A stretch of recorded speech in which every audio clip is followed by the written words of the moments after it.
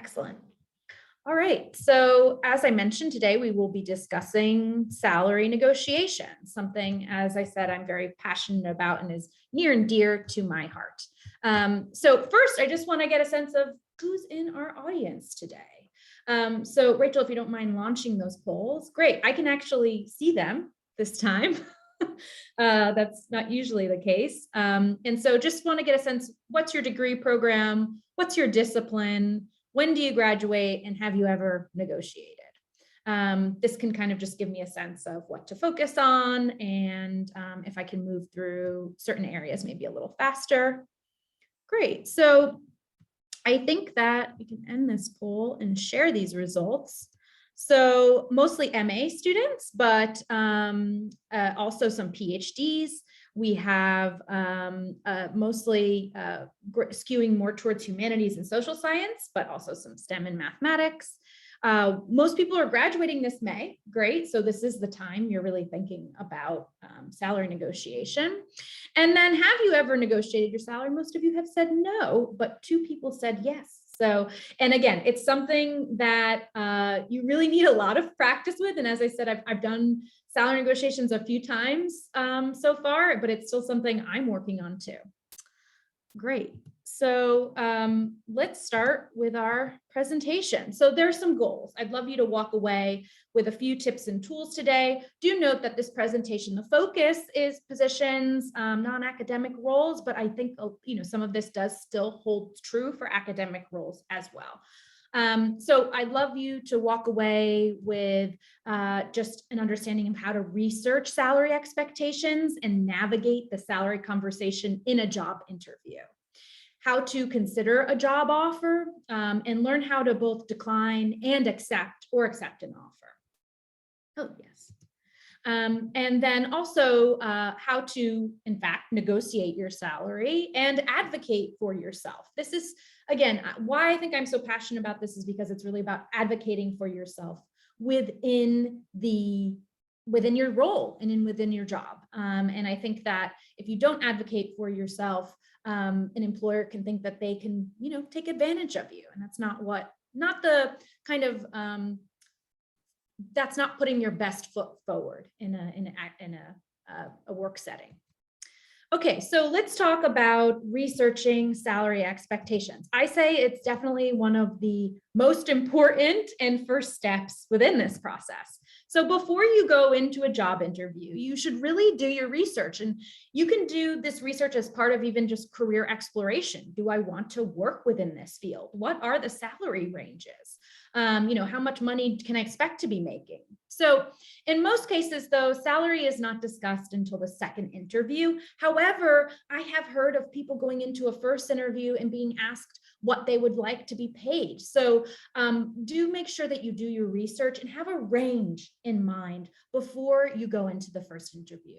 The reason why I say you should have a range in mind, because if you give one number, you're locked into that number with the employer. But if you give a range, then you can have the lower end of your range and the upper end of your range. And the goal is to hopefully meet somewhere in the middle. So don't just give a number, because again, you're locked in. Also, things to take into consideration are industry averages. So Glassdoor, salary calculator, salary.com, payscale.com, Rachel dropped all those links into the chat, are really helpful websites that allow you to do this research online. Also, you can talk to people at companies and ask them these questions, like, what's the typical salary range for someone in your job or an entry-level role? Sometimes people don't necessarily always know the answer to these questions, but it is worth it to ask if you know someone actually working at the organization. And also for you to consider personally, what do you need to be able to live a comfortable life? What's the cost of living, rent, food, transportation? Really, the question is, how much money do you need per month? And, how much, it'd be nice if you could put some money into savings or retirement as well. So make sure you're considering also your personal goals. Personal goals are definitely something that's, it's less an opportunity to negotiate around those. But it's good for you to know them personally. again, to set your expectations.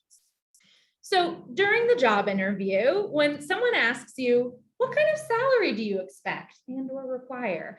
I heard this tip and I really like it. And again, this might not work for everybody, but I think that you could go ahead and turn the tables on the interviewer and say, although salary is important, it's not the most important factor for me.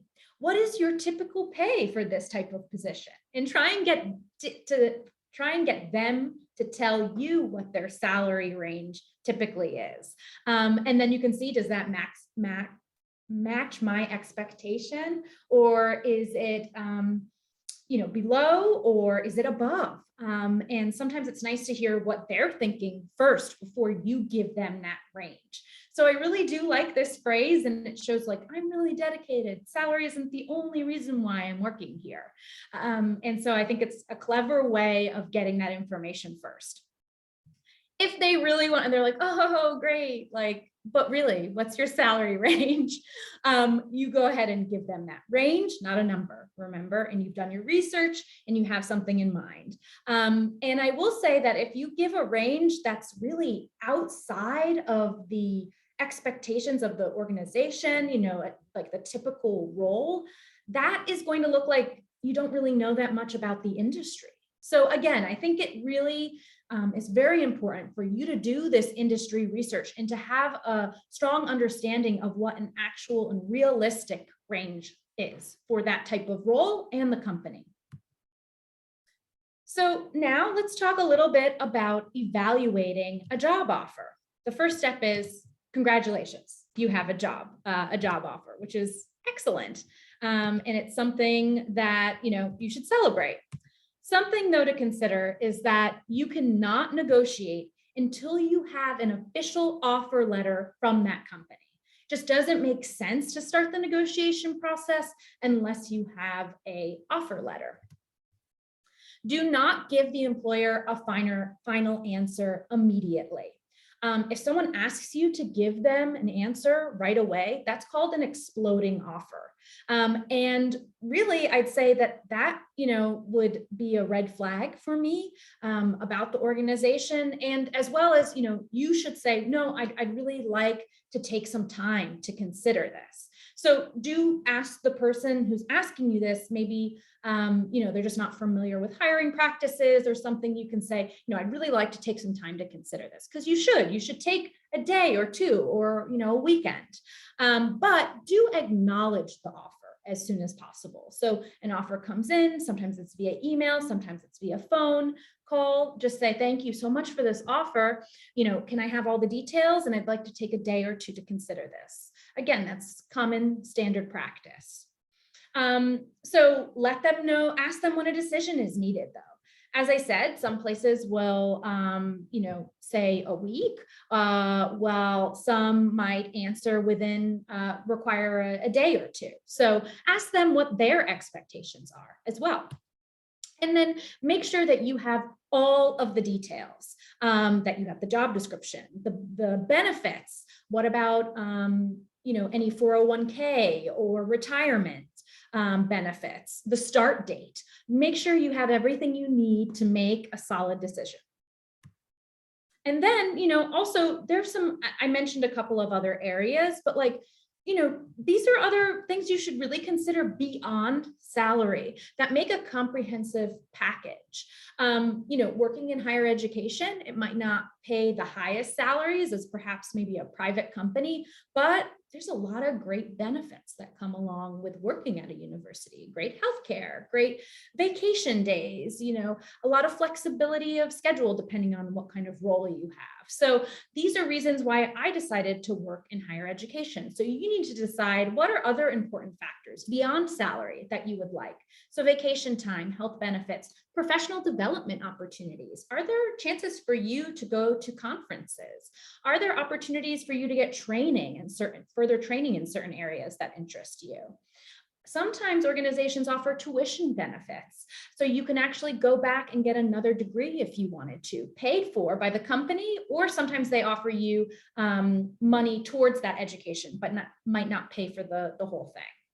As I mentioned, pension or retirement plans, what do they offer? Sometimes they offer stock options as well in an organization. That could be very lucrative if there's high stock, let's say like Amazon. I know they offer stock options to their employees. And then consider like, what's the office culture? What's the flexibility? Is this in person? Is this a hybrid type of role? Is this a remote role? We have entered a completely new era of work, which doesn't mean you're tied to location often for work. So for you to decide, would you like a hybrid schedule? I know people who say, I like coming into the office. I've talked to people who say, I will never go back to an office. So, think about that as well. And these are all things you can also negotiate for as well. And for international students, as I mentioned, visa sponsorship.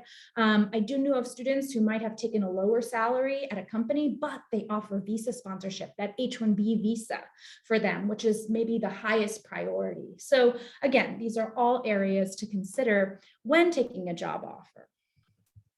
Hey, Francesca, can I interrupt for a second? Because there's Please. a good question in the chat. Yeah.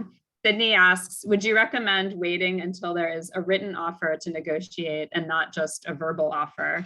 And I know, Francesca, you said that it's a good idea to wait until there's a written offer. I suppose there could be cases where the salary conversation would happen or would begin in like a verbal job offer. Yeah. And so it could be appropriate to begin that negotiation. It kind of depends on the company. Sometimes it's like by the time there is a written offer, that's sort of the thing that you've agreed upon, or that's like their final offer that either you'll accept or not. So it depends a little bit. So I guess maybe it's important to understand what the process is at that, how that company handles hiring, because some companies will send you the written offer like right away. Whereas for others, it's you talk and kind of negotiate first, and then the offer, the written letter is sort of the last step. So that's a good question, Sydney. And I don't know if you have anything else to add, Francesca, but I think it can depend a little bit. Yeah, thank you so much for that. And I actually just took a note because I'm going to change our presentation afterwards to kind of think about this too, because yes, I think that that's a great point, Rachel. And I'm glad that you kind of interrupted and we had this conversation, because that's exactly right. Some places do have a verbal offer first. As I said, they might call you on the phone, make a Zoom meeting or an in-person meeting. I don't know, do those happen anymore? But where they will, say, we're willing to offer you this position. This is the pay range. What are you looking for too? And you can give them a number, and then usually there's some negotiation. And sometimes people wait until things are finalized and then put everything in writing. So yes, there are different ways of doing this, and you can, and I think it's very important to ask. You can say, is this a point, am I expecting both a written contract, or would you prefer to, discuss salary without a written contract? Can we do this verbally? And so, yeah, I think that that's absolutely fine to understand that organization's process. Great. All right. So I think we can move on. So these are some things to look for in a job offer. And this is the paper contract I'm talking about, or the PDF that you receive. And something that you should look for, and I'm not sure if it's particular to the United States, but most job offers I've seen are at-will employment, meaning that you may quit at any time for any reason, and the employer may fire you at any time for any reason that's within legal means. And so this allows for a lot of flexibility. And we'll talk in a minute about reneging on a contract, which means you've signed it. And then you decide not to go with that job offer. And that's something that does happen, and at-will employment allows for that. I have seen mostly like contract positions that say maybe it's for a specific period of time, like for a year or 2 years. Do pay attention, read the contract very closely, look for, is this at will, or is this, is this for a specific period of time? Also, sometimes no details about health insurance are listed in an offer. So again, I suggest getting those details, or retirement benefits, things like that are sometimes not even listed in the offer letter. So again, just make sure you have everything you need. Yes, and as I said, freelance and part-time work often does not include benefits or like contractual work. I think that this is kind of a flaw of the American system of healthcare being based on work status, but now there are some more options, public options for you to consider, which is a great thing. Okay, so let's talk first a little bit about declining an offer. And again, this is like absolutely okay. You don't have to take an offer just because you received it, right? So if it really just doesn't match your salary expectations, maybe it's in a location that you actually don't want to move to, or you found through the interview process that perhaps the role doesn't make sense for you. There can be many reasons as to why you want to decline an offer. So here's how to do it. Just be positive, express your appreciation, and you don't need to give a specific reason why as to why you're declining the offer. In a moment, I'll give you a sample email that shows how to kind of be vague and let them know that you're not taking the offer. But there is a difference, again, between declining and reneging. So declining an offer is when you have not signed a contract. And reneging is when you've signed a contract and you decided maybe like a week later or a month later, you actually don't want to take the job. This is before you've started though. And so you need to let the employer know that, just let them know as soon as possible. And again, that at-will employment allows for this flexibility. So even if you've signed that contract, that means that you can get out of it because of that mostly at-will employment. If you are working at a job, let's say you've been there for a month and actually a better opportunity came along, you can quit. Just give them at least 2 weeks notice. That's standard. Some places require a month. So again, find out what those requirements are for your position and your company, and just make sure you fall within those rules. And again, this can be really uncomfortable, but you have to do what is best for you in this instance. So, do consider that.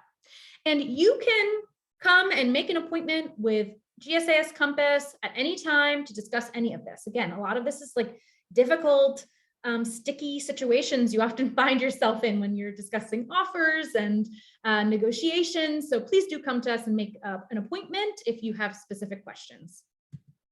So here's a sample letter. Thank you so much for offering me the position of marketing manager. It was a difficult decision to make, but I have accepted a position with another company. So vague, not giving much information, right? But you're telling them you're not taking this offer. That's the most important part. And then be really gracious. I sincerely appreciate you taking the time to interview me and to share information on the opportunity and your company. Thank you again for your consideration. So this is really short and to the point and just lets them know you're not taking it. Let's say though, you feel good about everything and you want to accept that offer. So the first thing again is keep it brief. A concise letter, really with all the information you need is best. Express your gratitude and how thankful you are, and maybe also mention why you're excited to work with the company. You might want to share, a desire to contribute to a sales team or a passion for their mission. So something like that can also be a really nice way to, as I said, put your best foot forward in a new work setting. And then just make sure you're proofreading and editing it. You don't want to give them a reason to be like, oh no, we hired this person and it's like riddled with spelling mistakes. Again, putting your best foot forward, making sure that it is well written and free of grammatical and spelling errors. So here's some frequently asked questions about offers that I've received during advising appointments that I want to give you suggestions for. So you accept another job offer, but you got another interview. What do? I suggest take the interview. It's an opportunity to develop those skills and to learn about a new organization. Just because you've taken a job offer doesn't mean that you have to stop interviewing. I know people who are very happy at their current roles, but they make sure to interview every year just to keep up their skills and to see what else is out there. So, feel free to go ahead and interview. What happens if I accept an offer and receive a better offer a few weeks or months later?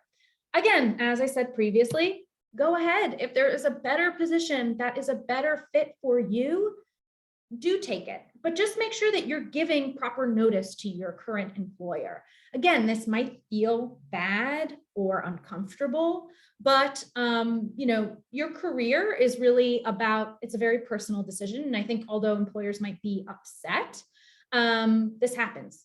So, you need to do what is best for you.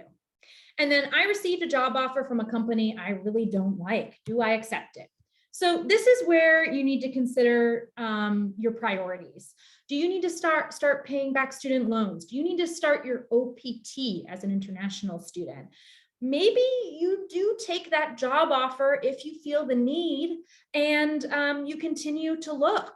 Or if you have financial stability or, your visa issue is you don't have to worry about OPT, then, maybe you keep on looking. Again, ask yourself, what is my top priority in this moment? I think there is nothing wrong with taking a job that doesn't match your ideal position. I started working as a receptionist at a global company in Midtown because it paid my bills. And so nothing wrong with that. Okay, so how do you negotiate your salary? Let's talk a little bit about this. First, I want to know, because I feel like this is something that makes people really anxious. So what are your greatest fears when it comes to negotiating your salary? Drop it into the chat. Often my fears are feeling like I'm asking for too much, don't want to rock the boat, quote unquote, want to seem like I'm someone who's easy to work with. These are all fears that I have, that if I negotiate, I'm gonna make a really bad impression. And so I'm interested to hear what are things that you feel like that what keeps maybe you from negotiating. And I have to move the chat up. Okay, here we are. Oh, great! Lots of chatter going on in the chat. This is nice. Thanks, Rachel. Anybody have any fears? I don't see any movement now in the chat here. Yeah, asking too much. Yeah, I think that's a common feeling. I think losing a job. Yeah, definitely. And not being able to deliver. Okay, yeah, maybe some of that imposter syndrome. Am I really going to be able to do this job? Yes, you can. They have faith in you. They've offered you a position. So they have some faith in you. So, imposter syndrome is something that's definitely part of career development. Do feel free again to make an appointment. We can talk about ways to kind of combat that, or, too stressed and not know what to say in the moment. Yes, we have some scripts. So we'll go over that in a moment, because I do think it's so important to be prepared in the moment. Whenever I've done a negotiation, I will practice with a friend, with my husband. Like, I practice because I do not want to go into that experience cold. How to represent years of experience when it's grad school. Yeah, I hear that. And I'm going to give you a salary negotiation worksheet that's going to help you. I think for those of for folks who've been in graduate school, feel like for a long time, how do I transfer those skills? That's something that we talk a lot about in our office. And actually, transferable skills, we have some resources for that. Do check out the resource library on GSAS Connect. There's information there, or feel free to, again, make an appointment just to learn how to better talk about your graduate experience and translate that to an employer. Okay, faculty position where recent cases, albeit rare, of universities rescinding offers. Yeah, okay, so I have, so yes, it does happen. I do think it is rare or less likely that they will rescind an offer. And I think, again, this is where your research really, really matters. Because if you go into a negotiation And they've said, the salary range is between 50 and 60,000. And you're coming to them and saying, I want 90,000. Like, people are literally going to laugh at that. And they're going to be like, whoa, okay. Like, did you listen to us? Or like, did you do your research? So, I do think that this is where it is so important for you to do your research and just making sure that you're not offering something like outrageously outside of the range. And sometimes that might not even, people might be like, oh, wow, okay, like be a little taken aback by your out of the range suggestion, but sometimes people are still willing to work with you. I don't know if that's necessary to rescinding an offer. It just kind of shows like, oh, like, this person's kind of asking for a lot, and sometimes we can't match that. And I will go over in a moment when there are times that maybe you just don't negotiate.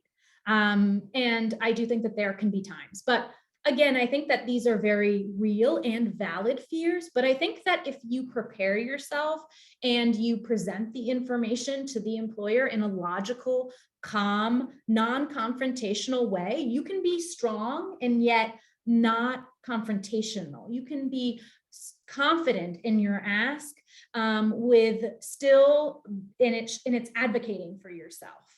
And so, I do think that it is even if I always suggest people to negotiate, I think it's good practice. And I think that most hiring managers honestly expect you to negotiate. I have gone to salary negotiation workshops with HR managers, and they say, when you walk into a room, there's money floating around in the air. And you just have to be bold enough to reach up and grab it. And if you don't negotiate, if you don't ask, then they got you for cheap. And that's, great, awesome for them. So don't lose your opportunity to negotiate, okay? All right, so why negotiate? We've been talking about this, but in this moment, this is the moment in the process when you have the power, okay? Because like hiring is a really difficult process. It's something that it's lengthy often. You have to collect resumes. You have to do a bunch of interviews. You've probably talked to quite a few people. It is a long, lengthy process for the company. It is time consuming. It costs time and money to hire. So, they don't want to have to go and find a new candidate after all this hard work that they've put in. So you have power in that moment to say, this is what I'd like. You'd like me to come and you don't have to continue this search. Well, this is what I would like. And then they expect you, as I mentioned, to negotiate. That money in the air. I loved that image when that person said that there's just money in the air there. Don't settle. I do think that often younger people, also people identify as female, often find that they, don't want to negotiate because they're just afraid for all the reasons that we said. Again, I do think that they are very valid. That's exactly how I felt when I took my first job and I didn't negotiate, and I really lost out on an opportunity. So that's, again, why I think I'm passionate about it, because I don't want you to do the same thing. And the lack of women who negotiate their salaries contributes to the pay gap. And we're going to talk about the pay gap in a moment. And it's bad. And, I think that this isn't the only reason, but it does contribute to that pay gap. And settling for a lower salary can actually have longer term negative effects, because most likely when you're in a job, you might get pay raises or an increase or a title change, but that bump in pay is often not as high as something you would get when you switch jobs. So, if you're starting at a lower starting salary, then that's going to affect you for the rest of your tenure at that position and within that role. So again, as I said, don't lose your opportunity to negotiate. Some other things to consider is that right now, this is a candidate's market. There's a lot of hiring going on, depending on your industry. Again, there's still some industries where hiring is slower. And I'm looking, at like cultural centers and art centers that are often just, kind of, or maybe publishing, there's just always a kind of a scarcity of positions in those fields. But I do think that in certain areas, it is a candidate's market. I know there's tons of hiring happening in higher education. So this is a good time to be looking. Overall, we're seeing increases in salary for entry-level positions and mid-level. This can be harder sometimes in entry-level, but salaries have been increasing. We've seen an increase in signing bonuses, more paid time off, more remote work options. And there's really, I have to say, employers are always emphasizing soft skills that you bring, non-technical skills. And so I'm talking about like communication, writing skills, interpersonal skills, teamwork skills. These are all so important and things that you have developed during your time in graduate school and are things that employers really need. So if you don't have, maybe you don't know how to like code in Python, but you probably have some really strong soft skills. So those are just as valuable. All right, when not to negotiate. So I did want to cover this. My thinking is always like, you should negotiate, but there are some times. If you do not plan to take a job, don't negotiate, don't waste their time.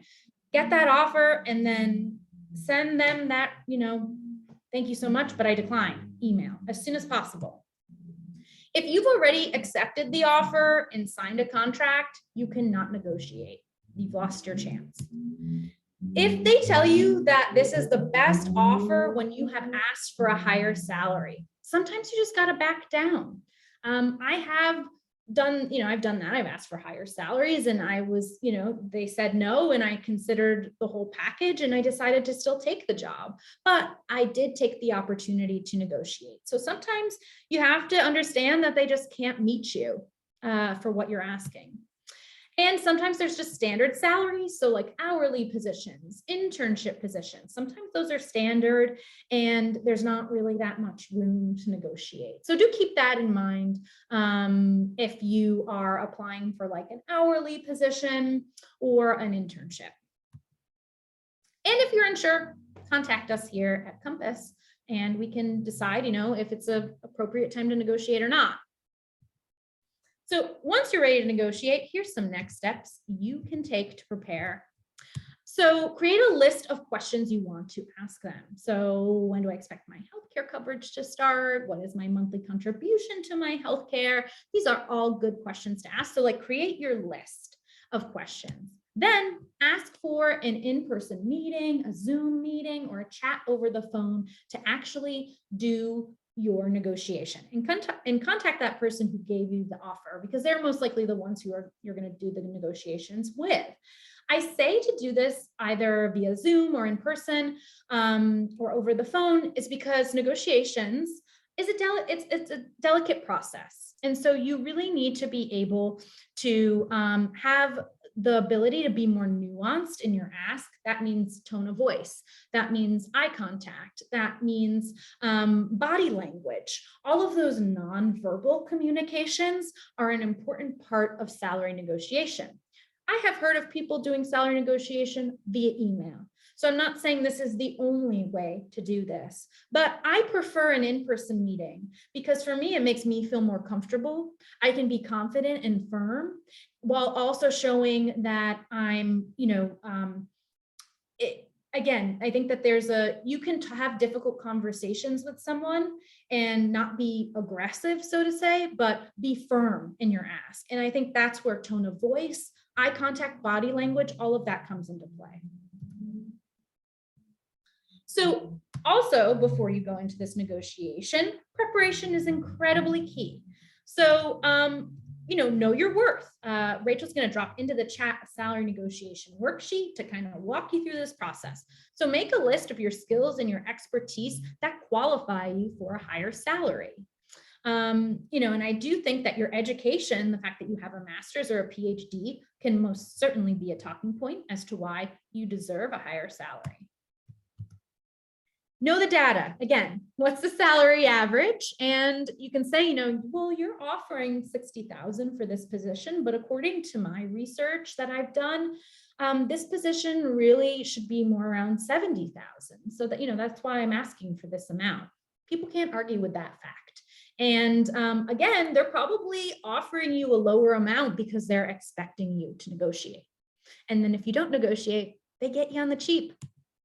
So also be prepared to compromise if they can't meet your expectations. And when negotiations are complete, make sure to get everything in writing so that you have it. You have that final contract so you can keep it for your own records and make reference to it. Also, just wanted to very quickly know your rights when it comes to employment state laws. Minimum wage in New York City, I just looked this up. We've been moving towards 15 an hour. Now it is $15 an hour for smaller businesses. That's, I believe, 10 or less employees. Everybody's at 15 now, and 10 or more is also at 15. So that's great news. Still too low, but we're getting there. In the rest of New York State, it's $13.20 an hour.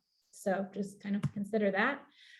Employers are this is New York City, okay, are no longer allowed to ask or inquire about applicants' salary history, because for the reason this is to benefit mostly women who have lower salaries across the board in every industry and role. And, if you go into an employer and they ask you what your original salary was and it's lower, then, you're not going to, they can then offer you a lower salary. And so this is now against the law to ask that question. So make sure you know that. And it's also illegal to ask if you're married or plan to have children. So just also, if you're interviewing at places outside of New York, just make sure in New York City, as well as New York State, just make sure that you're aware of the laws. Okay, so I wanted to talk a little bit now about the gender gap, because again, I just think it is really important that people know. The Women's Policy Research is a great organization that does a lot of this research and has been tracking the salary gap. And as you can see, really across the board for all races and ethnicities, women so this is full-time workers, and this is weekly wages.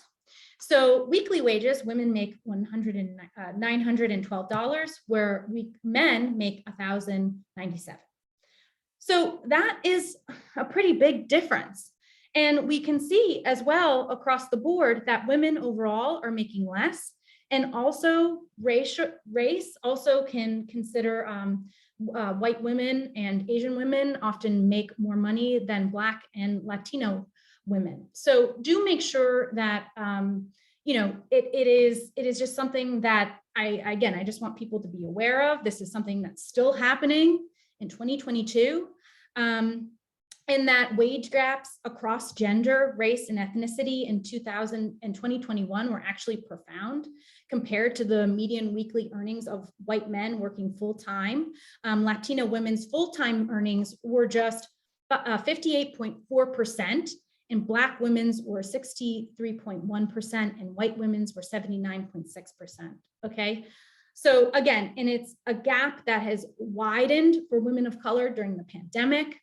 And occupational segregation contributes strongly to gender and racial wage gaps. When I'm talking about gender occupations or occupations segregation according to gender, so a majority of women, or a large portion of the service industries, we're talking about food industry, healthcare, home aid workers, are mostly women doing this work, and they are paid the lowest wages. You look at fields like firemen, mostly men. I said fireman, right? So these are just things I want you to be aware of and to be thinking about critically, something that I'm always considering. And so, just considering pay and the intersections of race, gender, ethnicity, identity, all of that. So check out the Women's Policy Research Institute. Great organization, and they have a lot of really helpful information also about negotiations, because I know that this is key to creating pay equity. So I'm gonna check the time here. All right. I was going to talk a little bit about transparency, but I do think that it's just, it's better to be working for a transparent employer. Compensation programs that are intentional and easy to explain, this would be a good thing, just talking about pay. Sometimes that can be taboo at certain industries or certain companies, and that again might be a red flag. So these are good questions to consider, like, do employees understand the compensation structure, the policies, are criteria clear? And do leaders openly share the program? And can you talk about it? So these are things that I would look for in an employer. I do think that we are very, very far away from full transparency in a lot of organizations, but this is something that we can strive for. Okay, so let's see an example of some salary negotiation, because again, I think that learning from example is the best way to do it. So I really, really enjoy, I have a specific video that I always share. And so here we go. I think, hold on, let me see. I don't think I'm sharing my screen properly. Here it is. Okay, so here's a video. Rachel dropped the video into the chat. We're just gonna take a look at, because I think that salary negotiation is really important to have the right language going into this conversation. So here's an example of some language you can use. Oh, but also, sorry, what to look for in this. As I said, language, and they negotiate for things other than salary. So pay attention to how that's being done. So, okay, so let's say now that I have just, in this scenario, you have no other competing offers, and I've just made you an offer for $50,000. So Justin, here's the offer, and our salary is $50,000. Well, first I just want to say I'm very excited about the role. I think first and foremost, I want. So I'm really excited about this role, taking a really positive approach to this, right? You're not just jumping in and being like, I want this much money. No, you're like, thank you so much. This is really exciting. So, again, language here is important. To be here. This is the job that I want. Now, with that said, I think that the experience that I bring to the table, the value that I've been able to demonstrate in my prior roles warrants a much higher salary than $50,000. In terms of my own research regarding this particular role at this company and other companies, what I've actually seen is that there's a range of more like $45,000 to $65,000, and I think that given my experience, given the success that I've been able to have in prior roles, which I believe I'm going to bring to this role as well, that I deserve to be at the higher end of that range. So my aspiration is to actually be at $65,000. Okay, so this person is saying the value that I bring based on previous experience. So again, maybe you don't have a lot of work experience, but perhaps you have volunteer experiences. You have shown excellence within your educational setting. These are things that you can also cite to. It doesn't only have to be previous work experience. There can be maybe certain skills or software that you bring, or certain soft skills that you feel really confident in, and can show specific examples of when you've used those skills. So again, you don't only have to talk about professional experience. Well, I appreciate that, and as you know, we'd love to have you. Unfortunately, the economy is just really tough, and there's not much I can really do about that. So, that's pretty much the situation right now with this economy. Yeah.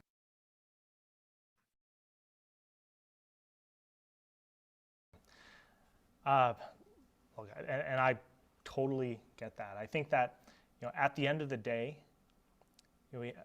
I would look at this like an investment, right? Are you going to invest $50,000 with someone who's going to be able to double your money, or if you were to pay $65,000, you're going to be working with someone who's going to be able to triple, quadruple, or many times improve that return. And the work that I've done in the past, I think it's the same thing. Like oftentimes, we've been told, your price point's too expensive. But at the end of the day, it's the return on that price point. And I think that compared to other candidates, I'm going to be able to more than make up that $15,000 difference. Okay. I mean, you do make a... So again, sometimes you have to ask twice. Sometimes you have to say, this is what I'd like, and they give you some pushback, and you might have to ask again and say, I love that, like my value, the value I'm bringing to an organization. It's an investment on your part. You're going to have someone who has more skills to do this job. Again, I think that this is just really good talking points to help center you in your conversation with someone else. So yeah, don't be discouraged if they say no right away. Come approach it from a different angle. You do make a case. So I just was able to actually check with my manager, and we're able to be slightly flexible on that rate. We had quoted you 50, and I know you brought up a range, and so I'm able to offer you 57. Mm-hmm. Would that be acceptable? You know, one other thing which we didn't talk about is some of the other modes of compensation. So, you know, stock options, bonus. Would it be appropriate to talk about some of those? Because while 57 is, you know, better than the 50 that you offered, it's still, you know, it's still not, given my research, what I think that I deserve in this role. And so if there's more flexibility, understanding that, you know, you guys may be constrained from a budgetary perspective right now, if there's more flexibility around stock or options or bonus at end of the year, sure, we I'd can be talk happy about to that. discuss that. Let's discuss that. So on stock options, we are flexible. We've offered you. Okay, so again, I just want to be aware of the time here. Please do watch this whole video. It's really helpful. But you can see how this person broached the subject of other areas, such as stock options, you know, vacation time, deductibles or amounts that you contribute to healthcare. All of those can be negotiated. I do know in the past a student who successfully negotiated a higher salary and more paid time off. I was very proud of them.